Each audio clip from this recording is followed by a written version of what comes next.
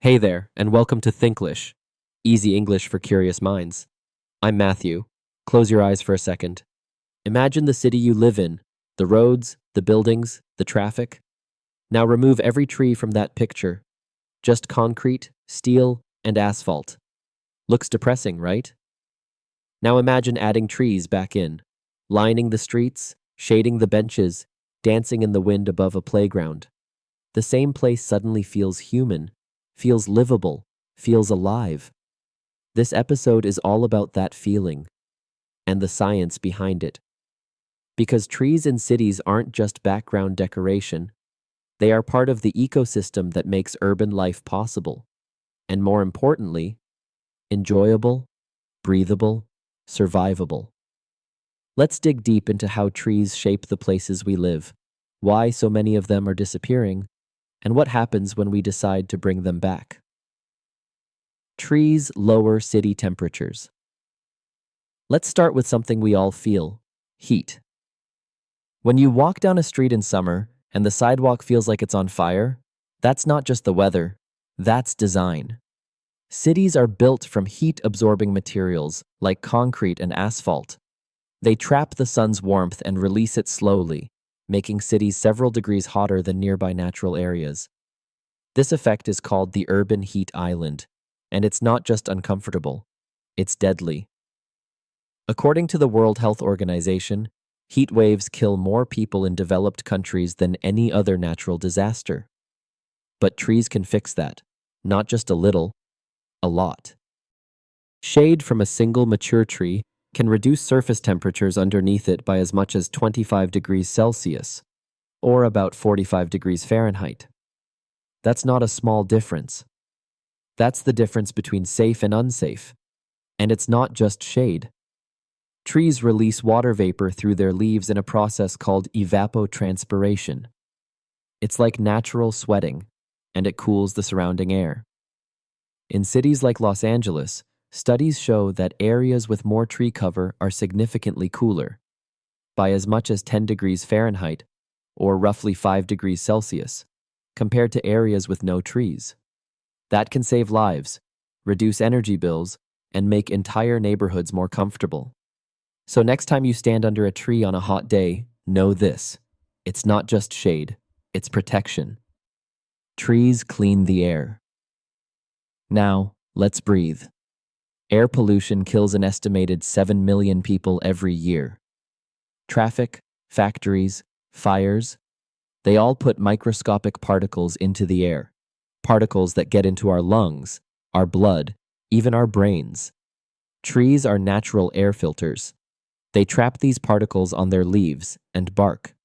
They absorb harmful gases like nitrogen dioxide, ozone, sulfur dioxide, and they literally make the air around them cleaner. A 2014 study from the U.S. Forest Service found that trees in urban areas removed over 17 tons of air pollution in a single year, preventing hundreds of hospital visits and saving millions in healthcare costs.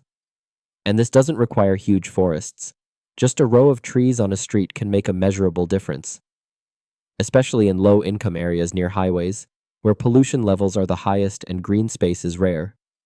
Breathing should not be a luxury. Trees help make it a right.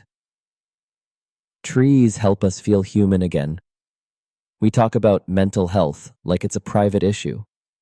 But where you live, what you see, hear, smell, touch every day, that affects your brain.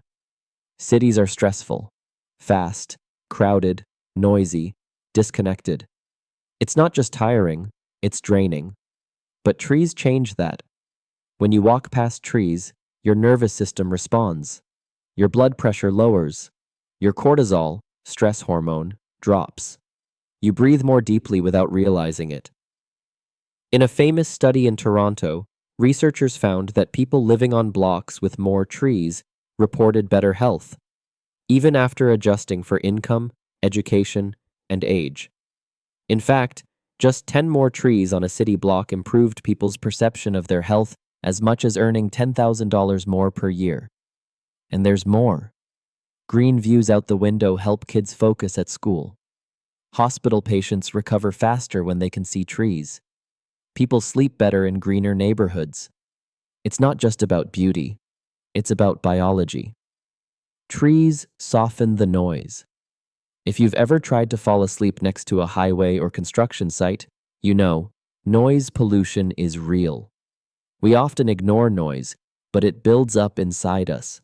It raises stress, increases heart disease risk, even contributes to cognitive decline over time. Trees are not soundproof walls, but they help. The rustling of leaves, the layering of branches, the way sound waves scatter through foliage. It all makes noise feel softer, more distant. Cities that prioritize green buffers, tree belts between homes and roads, have happier, healthier residents and quieter minds. Trees build stronger neighborhoods. You might not expect this, but trees help prevent crime. That's right.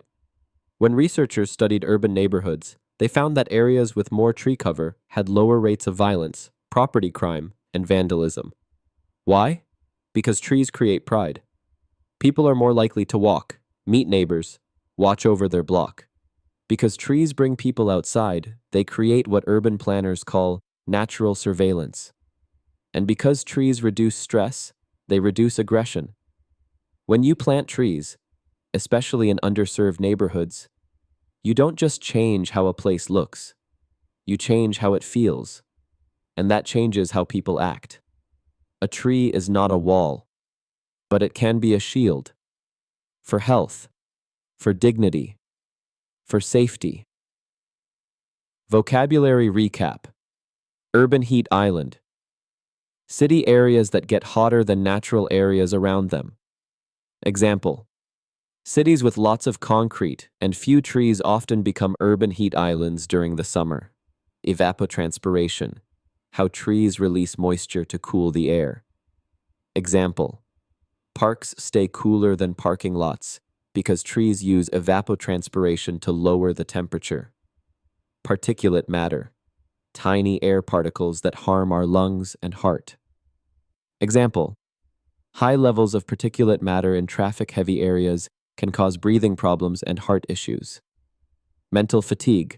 Tiredness caused by overstimulation and stress. Example.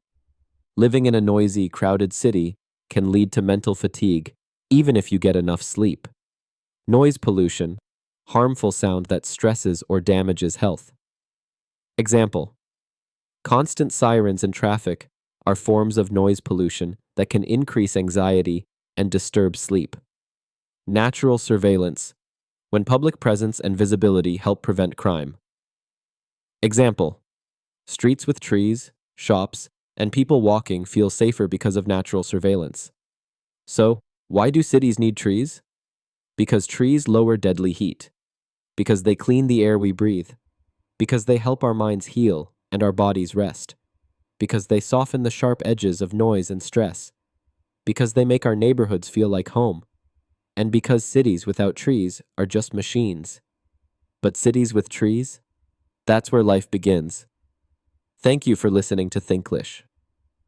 If this episode gave you something to think about, like, share, or send it to someone who needs it. And remember, learning English isn't just about grammar. It's about finding your voice. In every conversation, every place, even in nature. I'm Matthew. See you next time.